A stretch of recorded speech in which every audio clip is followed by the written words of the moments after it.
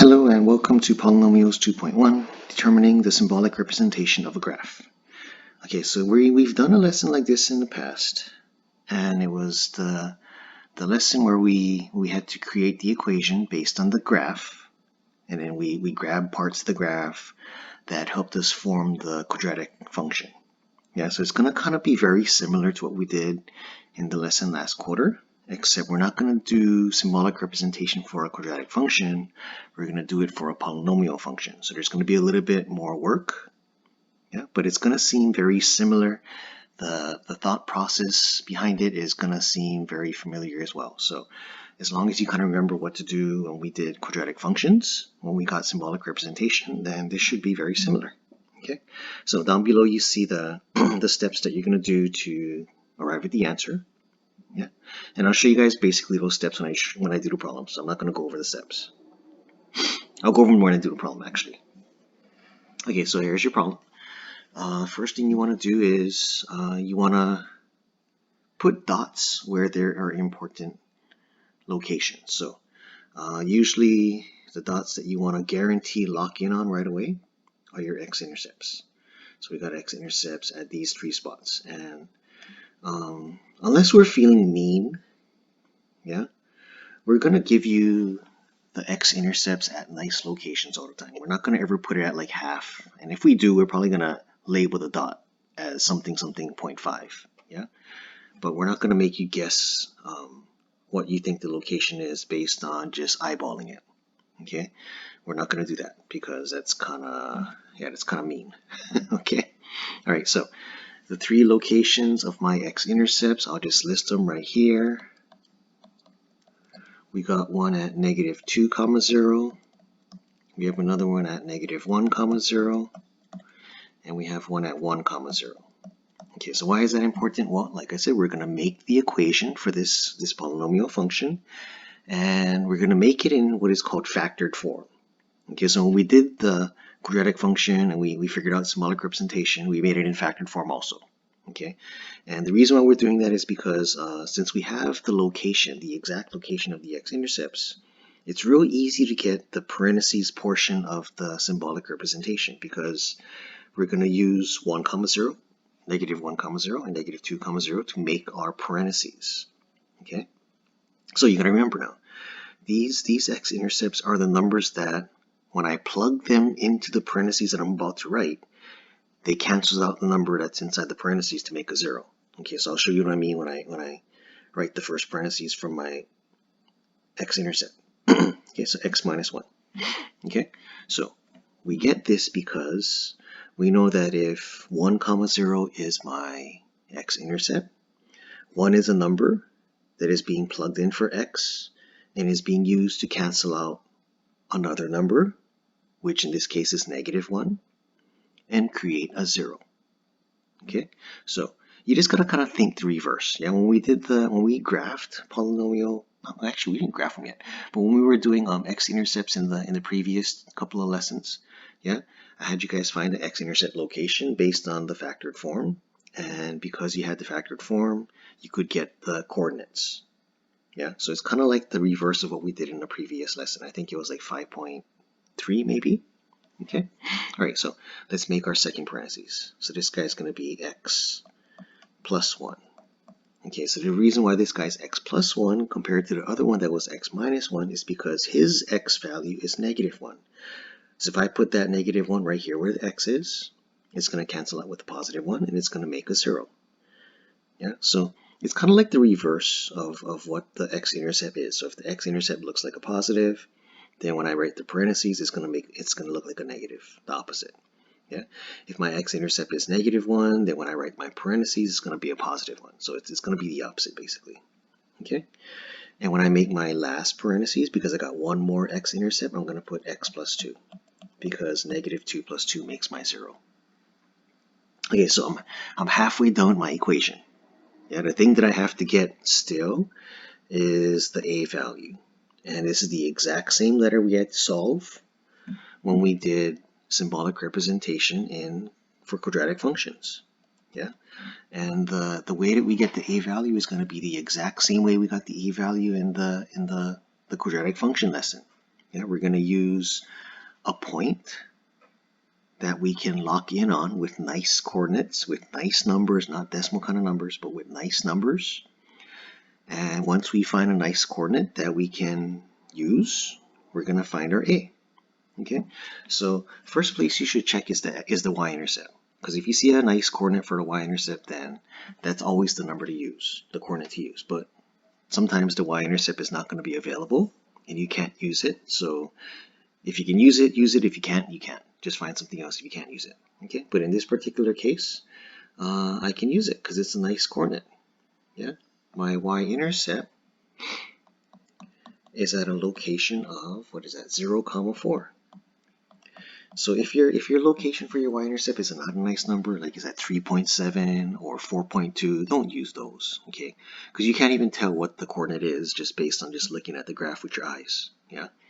So it has to be a nice coordinate.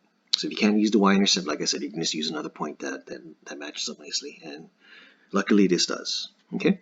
So here's how you use it to get the a value.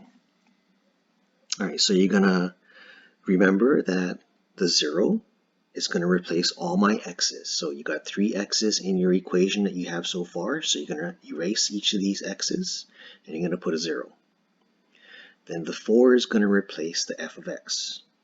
Okay, because f of x and the letter y, which 4 is a letter y, right? It replaces the y value of the y-intercept. Y and f of x are interchangeable. Okay, so when I write this out, I'm going to do this. I'm going to go 4 equals a, and then 0 plus 2, 0 plus 1, and 0 minus 1. Okay, and a big mistake that I noticed a lot of you guys making on the when you guys did quadratic function symbolic representation is you didn't give me the equation. Like you showed me what I have right here, but you had all the zeros in there. So when you write symbolic representation, you got to remember there's supposed to be x's in your answer. Okay, but a lot of you guys didn't write for me a clean version of your equation with x plus 2, x plus 1, x minus 1, and the number we eventually get for a. Yeah, so you don't forget about that because you guys kind of did. Yeah, at least maybe a third of you guys did, so that was kind of bad. So keep that in mind. All right, so we're going to go 4 equals a, and then we're going to add up all these numbers. So we're going to get 2 and 1 and negative 1. Okay, so we're going to multiply all these together. We're going to get 4 equals 2 times 1 times negative 1 is negative 2a. Then divide both sides by negative 2 so we can solve for a. Or no, you got to get a by itself, yeah? Because it's going to eventually replace the purple a that we have here. So when I solve for a, I get a equals negative 2. So I go back up here on my answer line. I erase the a value. I put a negative 2 in its place because that's what we just solved for. And number 1 is done. Okay? So main thing you got to remember is when you look at the graph, you got to look for key dots, key coordinates that can help you get things in your equation. Okay? All right, let's try number 2. Okay, so like I said, the first thing you want to do is you want to go for your x-intercepts. Okay, so here's my x-intercepts here and here. All right, so my x-intercepts, I'll write them down. I got one at negative 1, 0, and I have another one at 2, 0. All right, so let's make my parentheses. So my first parentheses, I'm going to start with the far right-hand coordinate, and I'm going to call him x minus 2. Okay, and then the next x-intercept, negative 1, 0, I'm going to make my parentheses. I'm going to call him x plus 1. Okay, and here's where it's going to take a little detour from what we normally did with quadratic functions. Okay, we're doing polynomial functions, and they have a totally different looking graph compared to what we did before. Okay, so you notice how this graph is going up and down and up and down, up and down, up and down, right? All kinds of directions. Okay, so what I want you to focus on next is I want you to look at how the line, how this graph is interacting with the blue dots that I drew on the board.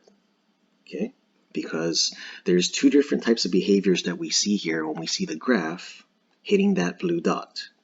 We have the behavior where the graph, when it hits the dot, it touches the blue dot and it just goes back down again, right? It's going up, it's going up, it's going up, hits the blue dot, then it goes back down. Okay, as opposed to this next x-intercept where it's going up, up, up, up, up, it hits the blue dot and it keeps on going. So these are two different, totally different behaviors that show the interaction between the graph and the x-intercept. And this is something that is really important to understand because it's going to cause something to happen in our equation. Okay, so when you see this kind of behavior, the one on the left, okay, I'm going to call it hit and run, HR. Okay, that's not really what it's called in the math world, but I just call it HR because here's a story of how you can kind of think of this kind of behavior as. So you're going up, you're going up, you're going up, you hit the blue dot, and you're like, whoa, that wasn't good. I just hit the blue dot. So you run away. Yeah, so you hit the blue dot and you run away in the opposite direction. Yeah, and hopefully you can get away in time. So in reality, don't do that, please. Yeah, don't hit and run anything. But I'm just saying, for as far as behavior is concerned, as far as what's happening in the graph is going up, up, up, up, up. We hit the blue dot. We hit the blue dot. That's not good. So we run away. Yeah, so as soon as we hit it, we run away. Yeah, so I call that hit and run. This next behavior, the one on the right side, I call that passes through. Yeah, so think of going on a cross-country journey from California to Maine. Yeah, do you think you're going to stop at every single town along the way? You could, but you're probably going to take like 6 months just to get from the west coast to the east coast if you do that, right? So there's going to be towns that you're just going to pass through where you're going to just stay in your car. Yeah, whoever's driving is not going to stop. Yeah, no bathroom break, no convenience store break, no gas stops, right? Just pass right through. And that's kind of like what this graph is doing. It's going up, it's going up, it's going up. It hits a blue dot. It doesn't even worry. It just keeps on going. Yeah, so it just passes right through. Yeah. So yeah, we had a nice scenery. Yeah, because we saw what the town was all about, but we didn't go and check it out. We just passed right through. Okay. So these are two of the behaviors that you're going to start to notice that you have as far as the interaction between the graph and the blue dots, the x-intercepts. Okay, so what does that mean for the equation though? Okay, well, when you see certain behaviors, they're going to cause certain powers to be associated with it. Okay, so hit and run is going to be associated with the power of 2. Passes through behavior is going to be associated with a power of 1. Okay, so since 2, 0 is a pass-through behavior, his parentheses is going to have a power of 1.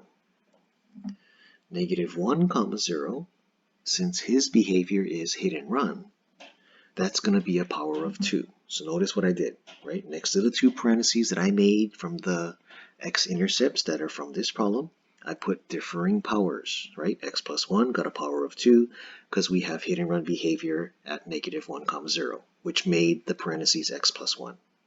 Okay. The x minus 2 parentheses, which comes from 2, 0, has a pass-through behavior, and that's going to imply power of 1. So I put a power of 1 next to his parentheses. Okay.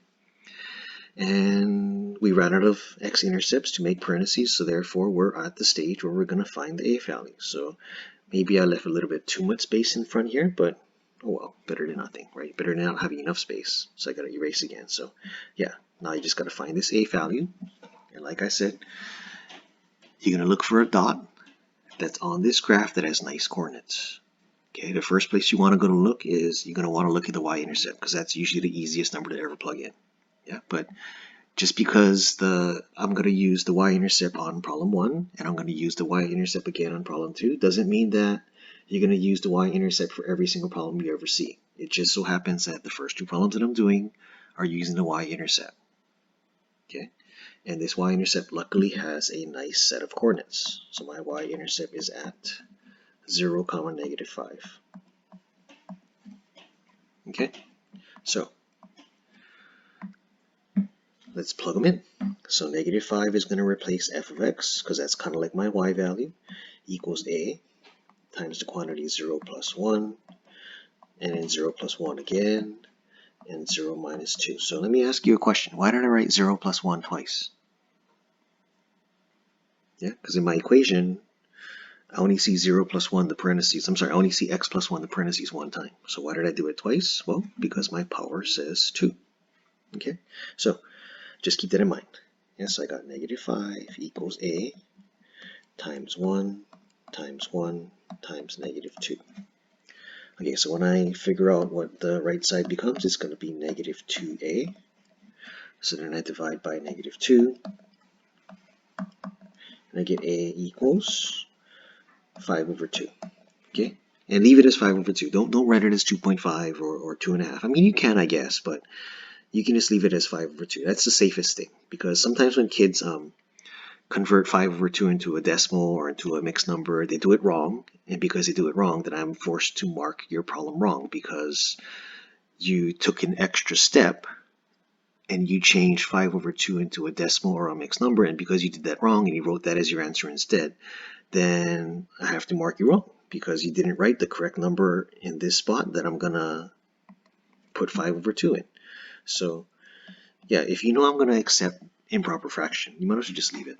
Okay, I mean, you can put 2.5, you can put 2.5, that's fine, like I said. But if you make a mistake and the a value that you converted it to is no longer correct because 5 over 2 does not turn into what you said it did, then I have to mark you wrong. So just keep that in mind.